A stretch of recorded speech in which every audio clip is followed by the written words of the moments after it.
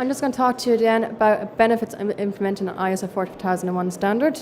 I'm going to go through the structure and the layout of the standard. I'm going to go through the clauses and an overview of the requirements, and then what's your next steps. So what can you take to get accreditation to the standard? So benefits of implementing a standard. So every day there are 7,600 people die from work-related accidents or diseases. There's also 374 non-fatal injuries and illnesses. That's in the whole of the world. So when a group of committee got together to make ISO 45001 into a standard, they were looking at it from a worldwide perspective. Currently, our OHS 18001 standard, it wasn't an internationally recognised standard. So a group of committee, ISO committee, they wanted to get together and bring together this change. So our benefits of implementing ISO system is there's a reduction of workplace incidents. That's clear to be seen and what we heard from Tony Drum. So you're putting together a best practice safety management system. You're getting together your safety manager, your safety advisor, you're doing your site audits, toolbox talks, getting buy-in from senior management. So straight away there's a focus put on safety. There's a reduced absenteeism and staff turnover, leading to increased productivity at the end of the day. Reduced cost of insurance premiums. So by you having an internationally recognised safety standard, okay, your insurance companies will recognise that. A creation of a health and safety culture, whereby employees are encouraged to take an active role in their occupational safety and health. So this is very important for the 45001 standard, creation of a health and safety culture. If you don't have a good health and safety culture, it's very hard to try and push safety across the line. So you have to get people to buy into the safety of the system, get their thought, get their feedback, get them involved in risk assessment of their work area, get them involved in helping out with toolbox talks. Again, just involvement of everybody, getting their feedback, try and create a good health and safety culture within the company. As Tony had mentioned there from his presentation, don't let people walk by a safety incident that may happen, like a near miss or anything like that. Okay, so if I'm working down the bottom, I'm not doing something safely, my colleague, my co-worker shouldn't be walking by me. He or she should say, look, I don't think you're doing that in a safe way. It's just good practice, good health and safety culture to be demonstrated within the company. Again, with the new 45001 standard, there's a reinforced leadership committee to practically improve health and safety performance. So there's a huge emphasis on leadership. Your also standard is your ability to meet legal and regulatory requirements. So again, same as we have from the OHS standard, we still have your legal requirements. So legal requirements, your Safety and Health and Welfare Work Act, your Construction Regulations Act. So regulations that you have to comply to, how do you evaluate your compliance? So how are you compliant with these regulations? So you have to know what applies to me, how am I complying with it? If I'm not complying with it, that's a gap in our system, we have to get up to that level. There's also an enhanced reputation. So you're seen as a company who has a safety management system, an internationally recognised standard accredited to it. Your reputation is obviously pushed up there with everyone else. And also internally improves staff morale. Again, you're implementing your safety management system standard. You're bringing in people's work ideas, getting to be involved in safety, get their input, get their feedback. So again, leading back to safe culture, it will help improve that. So the ISO 45001 standard 2018, it is following the same Annex SL currently as the 9001 2015 quality standard, and also as the 14001 2015 environmental safety standard. So all the standards, any new revision of standards are going to follow the Annex SL structure, which in your business will help it easy integration of many standards. So we have the same layout, so clause 1 to 10, and the main clauses of we're going to be going through is clauses 4 to 10. So clause 4, again, is all about your context, and the most important clause, in my opinion, is clause 5, leadership. So senior management participation and involvement. If you don't have senior management buy-in, leadership from the top down, it is very hard to kind of promote and kind of try and get a good safety culture going. if you have a senior management walking out there on the floor, a construction site, there's no PPE on, they're not even bothered to wear their safety boots, it's very hard to get buy-in from workers on the ground. So senior management have to be seen to be physically out there promoting safety and health in the workplace, interacting with their workers on the ground, again, just by leading from the top, leading by example. See?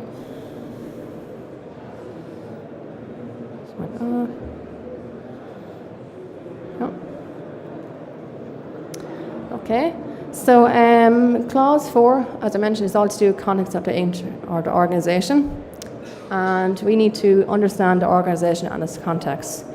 So for some of you that might be aware of or have gone through upgrade to your 9001, your 14001, your quality environmental standard, it should be similar and you should be familiar with the terminology. But if you're still going through the process of it, that's no problem. So we can take it from the very beginning. So under clause 1, it wants you to define the internal, external issues relevant to your system. So internally, what has the company got challenges-wise from health and safety? So internal-wise, issues like your current safety culture, your current health and safety performance, your current staffing in regards to health and safety. And then it wants you to define any external issues. So externally, social, political, legal factors that might have an influence on your safety system. The standard is also asking you to identify your interested parties in addition to your workers. So again, with the 45001 standard, it's always talking about workers and non-managerial workers. You'll see that terminology throughout the 45001 standard. So it's not calling them by employees or colleagues or anything like that. It's always to do with the workers and non-managerial workers. So workers that are down on the ground, it wants them to participate and communicate and be involved within the system. And it's explicitly stating that within the 45001 standard, which before in OHS 18001, it didn't have that differentiation. And again, under clause 4, the scope of your management system, similarly to what you have the scope of your current ISO standards and available as documented information. That's still the same. Again, if some of you haven't gone through the upgraded standards, documented information was a change in the Annex SL structures and the terminology changes. So the standards, when they're being revised to Annex SL, they're moving with the times as well. So when we talk of documented implementation, it could be can be your hard copy, your soft copy. It can be presentations. You can have them on like your Twitter, your WhatsApp groups, things like that. So it's moving with technology, moving with the times. So as long as it's documented, written down in some form, be it either some presentation, boxes on behalf of the ground, it can be anything like that.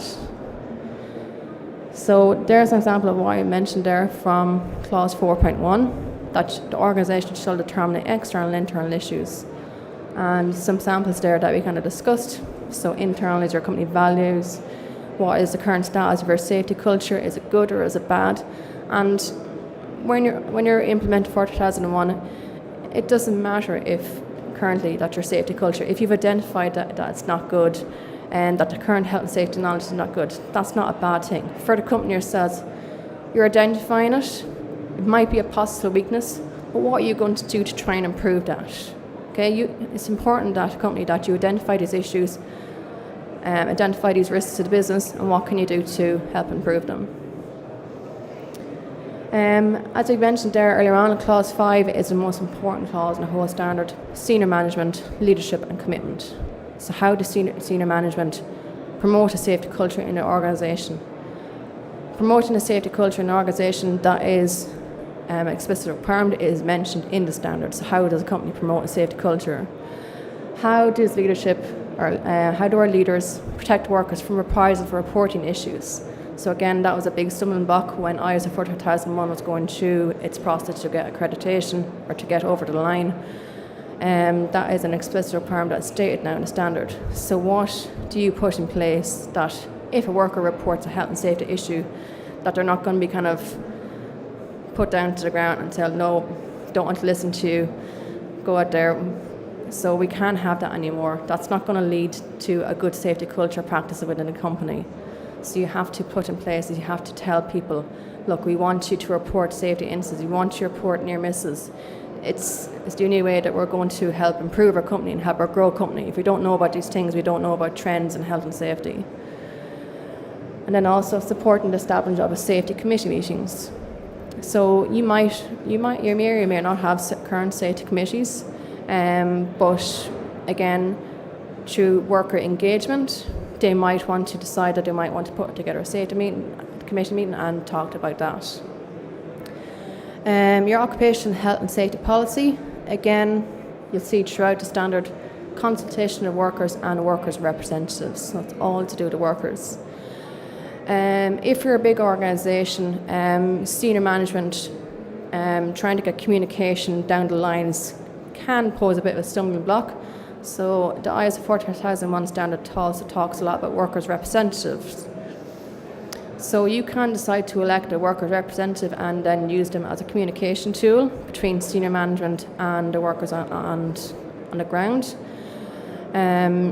Again, workers' representative is just purely a communication role. So if you're talking to workers, they might think, oh God, no, I don't want that role. That's like a safety rep role of all these many responsibilities.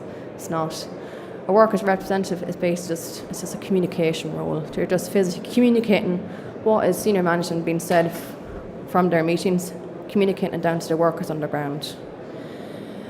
Organisation roles and responsibilities, accountabilities and authorities. This, again, it was in the OHS standard. It's about assigning responsibilities, assigning roles, and who's accountable for the system. So it's under Clause 5 leadership, which means your senior management are overall accountable for the ISO 45001 standard, your health and safety management system. So they are accountable at the end of the day, and that's why they have to be there, be proven and shown to lead by example. Clause 5.4 then is your consultation and participation of workers. Again, we're going to see worker participation throughout the standard. So you have to consult with workers, you have to get them to participate in the system. In the guidance standard it says you have to determine and remove obstacles or barriers for them to participate. So foreign nationals who might have a language barrier, what are you doing in the company to help remove that barrier?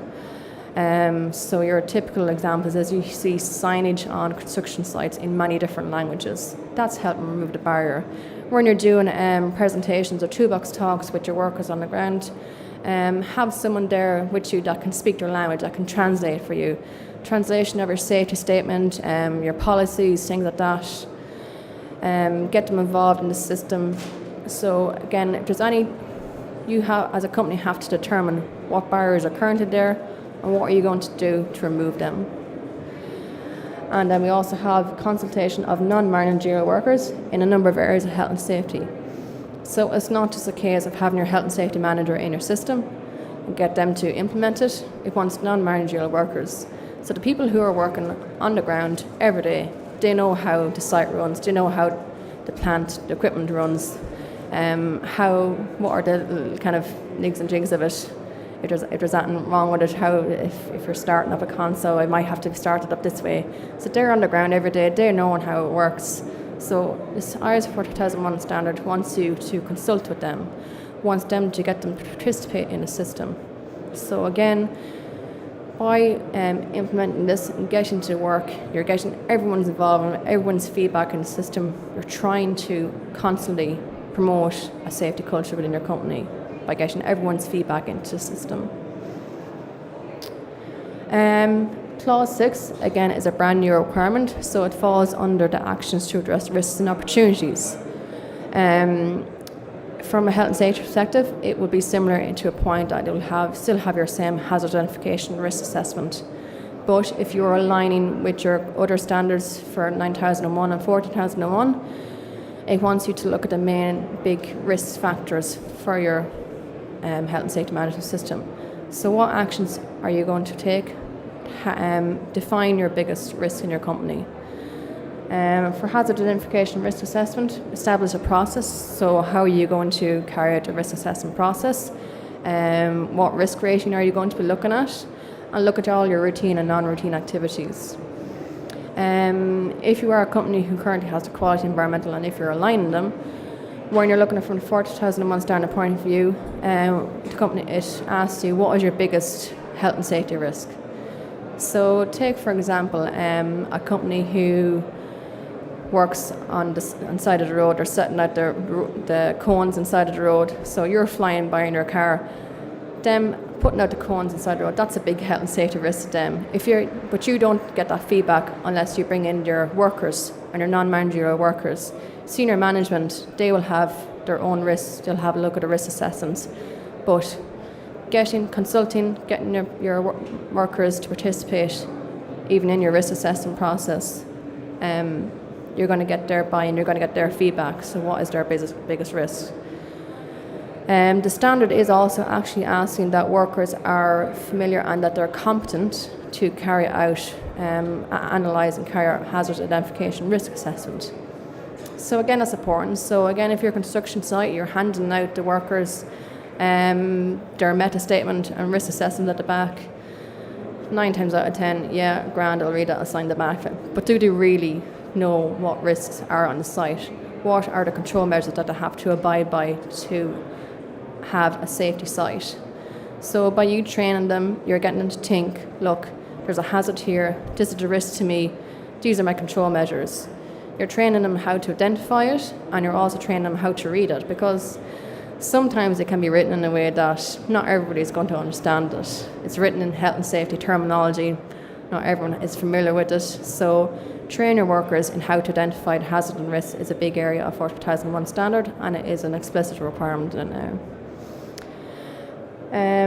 Clause 4.3 is legal requirements and other requirements. There's still no change from your OHA standard. You still have to have what legal standards are required from the company, and how do you comply with them, how do you evaluate your compliance of them. That's still no change.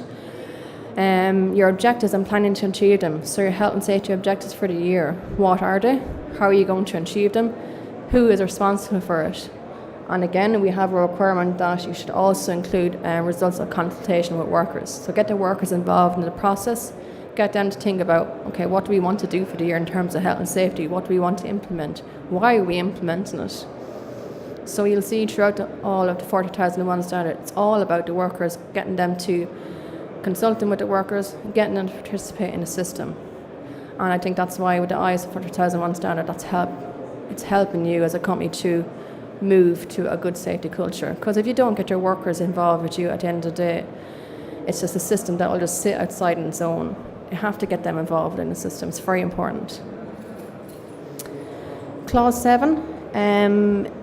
Again, it is a new clause, but there are some basic general requirements that will align to the OHA standard. So you're going to still talk about your resources. So what do you need to run your system? Again, senior management on clause 5, you will have to decide what do we need to run this system. Competence is a big area in the 40,001-2018 standard. You must ensure your workers are competent to undertake their work. So what I mean by competency is that when you employ a worker, what qualifications have they got? Do they need a degree? Do they need 4 or 5 years experience in their operations, or are we going to take them in clean slate, and are we going to train them on the job? If we're doing that, how do we analyse what training that they've done? How do we as a company say that they're now competent to do the job or task that they have been brought in to do? So you as a company have to define what competencies are requirement to operate their job duty, and how are you going to evaluate it. So you have to decide and have to come up with a system that's going to work for you as a company. Awareness of the system. Again, this is brand new. So workers need to be made aware of a number of things. So you need to make them aware of any relevant incidents or outcomes. So any safety incidents that you have on the site, tell your workers about it. Why did it happen? How did it happen? And what are we going to do as a company to make sure that it doesn't happen again? What are we going to put in place? Again, get the workers' feedback, get their input into them, ask them, what do you think we should do, or what can we do? Get them to buy in, get them to agree. Again, consult with your workers.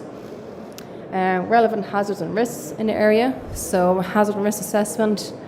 get them involved in the risk assessment process, get them to be knowledgeable of the current hazards in their work area, risks in their work area. Also, you must tell the workers that they have the ability to remove themselves from any certain work area situations which they perceive to be dangerous. So if you're sending in a worker to work in a particular area and they feel that, oh no, it's not safe, I'm going into construction site, it's a big hole there in my way, I can't work physically around this. Well, they have the right then to step to one side. That's not safe for me, I'm not going to work in that area. So you have to tell the workers that, okay? Because at the end of the day, if you're telling this worker to go in and work in this area, they don't feel safe, they go in anyway, an accident happens, that's senior management's problem. Again, leadership, managing director, that's back all in the company. So if the worker doesn't feel safe in the work area, they have to be told that, they have to be let know that. Information and communication. So inform, communicate internally and also among your contractors, visitors, any of your identified interested parties, and consider diversity aspects. So we had there Tony Drum from Colin Construction talking about where he brought in his whole supply chain, and he talked about the safety of the Colin Construction and how that they want to improve safety. So when they were bringing in their supply chain, they want them to be of a certain safety standard, because at the end of the day, your supply chain, your contractors, they're interacting with your own workers. So your workers might be of a high safety standard, but you want to make sure also that your contractors and suppliers coming in are also of the same high safety standard, because they're interacting with your workers. You have to make sure of that. And your documented information, so any documented information that you hold on your workers, so be it the training records, that is adequately protected, and that will lead back to your data protection regulation, which is also being released this month. Clause 8, there shouldn't be too much change. It's all your operational controls. So how do you control temporary or permanent changes within the product, service and existing services? So your lockout, tagout, your confined space, work instructions, procedures.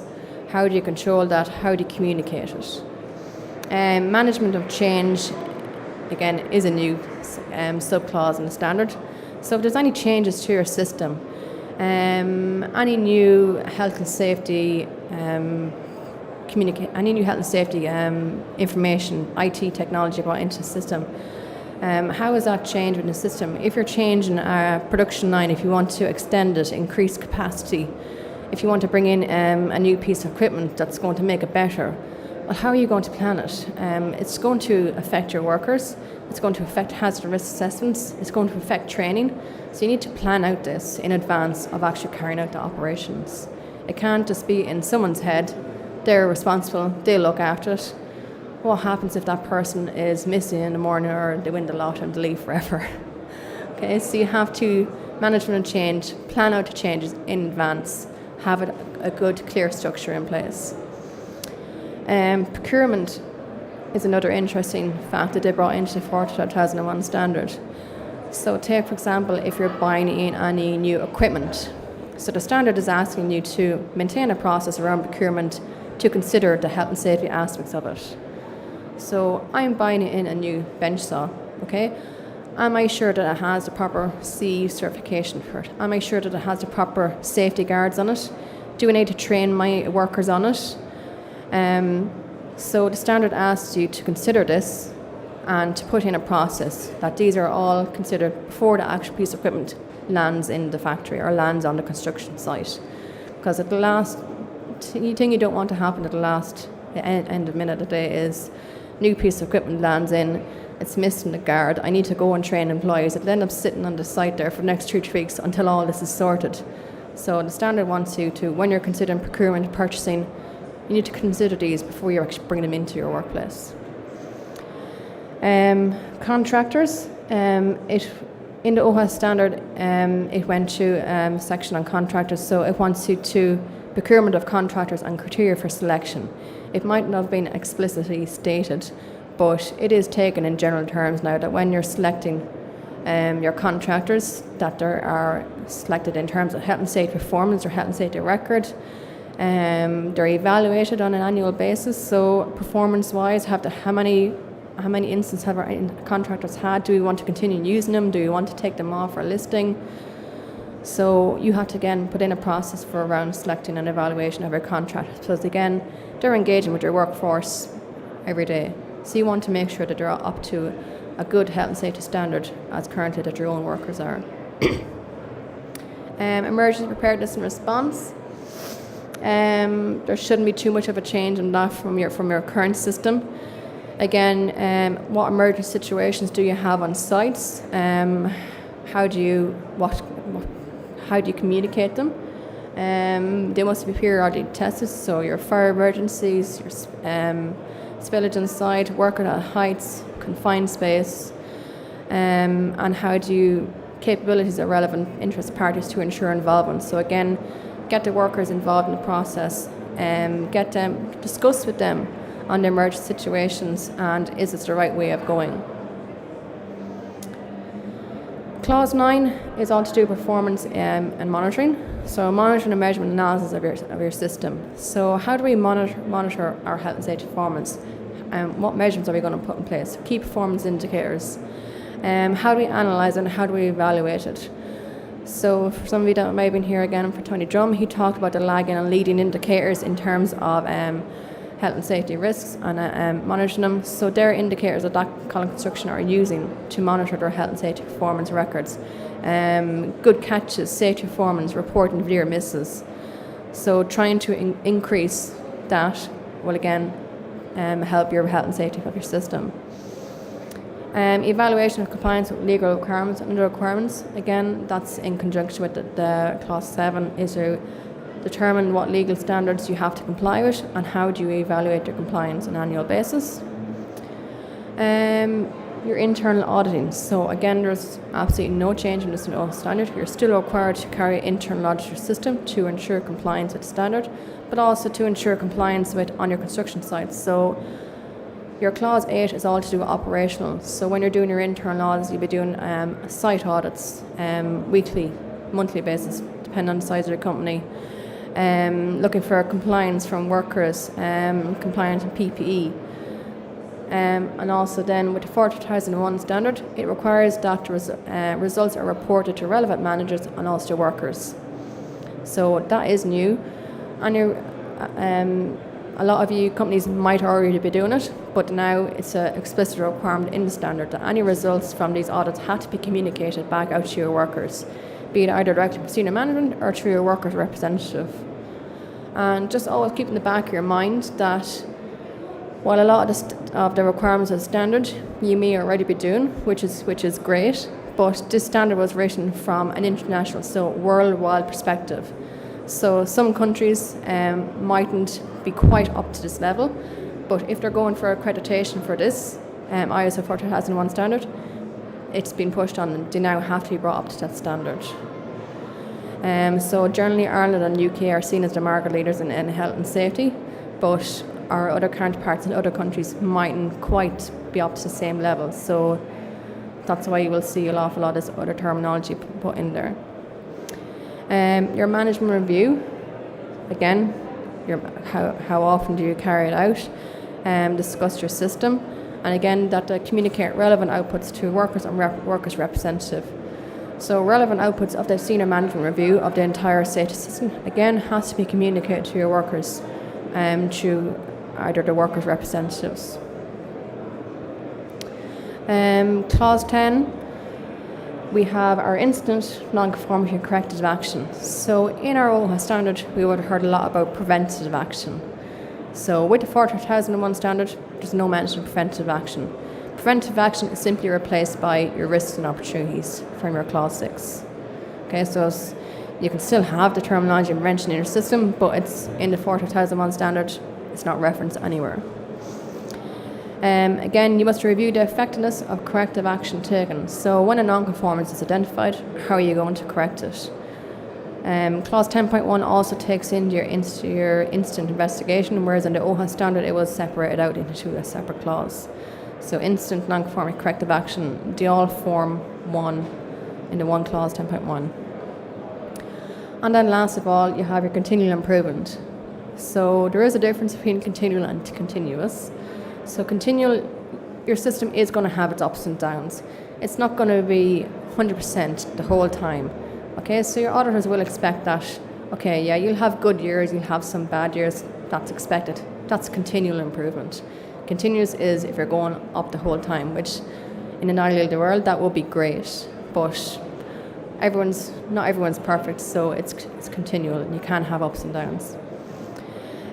So the standard wants you to continually improve the suitability, the adequacy and its effectiveness, and again communicate results of improvement to workers. So year on year after, when you're improving your system, when you've improved safety compliance, safety standards in the company, again communicate these to your workers and get them to be involved in the system. Last of all, your next steps. So as Caroline had mentioned, the ISO 45001 was brand new, released March of this year. You will again have 3 years to upgrade and transition to the new 45001 standard. But my advice is to start planning for the transition, start planning for implementation of it. Read the standard, get a copy of the standard, read the Annex SL structure, read the clauses. Keep up to date with discussion forums. And we can help you with gap analysis, understanding where you currently are at the minute. Are you currently senior management involved in the process? Is there participation in consultation? And have you got an effective risk assessment process?